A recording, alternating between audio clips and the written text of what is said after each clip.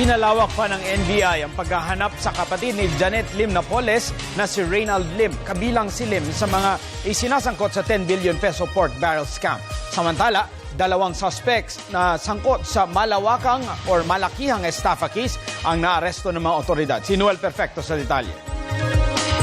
Lalo pang pinalawak ng National Bureau of Investigation ang manhunt na iniutos ng kalihim ng hustisya Laila de Lima para sa agarang pagkakadakip sa kapatid ng utak ng 10 bilyong pisong PDAF scam na si Reynald Lim.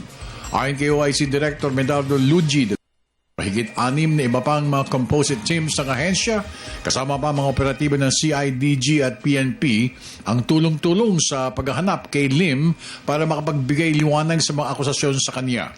Tiwala si De Lemos na nandito pa rin ang kapatid ni Janet Lim Napoles at di maglalaon ay mahuhuli kundi man tuloy na susuko sa mga otoridad si Reynald Lim. Manhunt natin doon kay Reynald Lim at hindi naman humihinto yung mga tao natin at parati natin silang nire-remind na huwag huminto doon dahil priority natin ito, kasama na nga ito sa top 6 na sinasabi ni Secretary de Lima.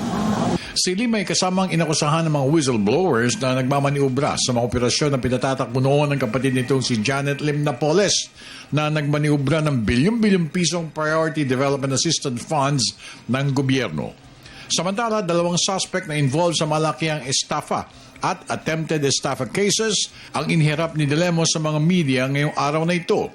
Kasama sina Deputy Director Reynaldo Esmeralda at Ruel Lasala, kinilala ni De Lemos ang dalawa na sina Gerald Matuan Red ng Kawit, Cavite, Hermelina Afalla ng San Francisco del Monte, Quezon City.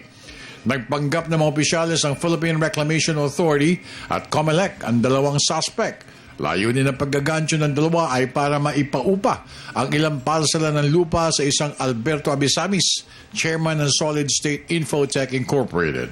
Para sa Telebisyon ng Bayan, ako naman si Noel Perfecto.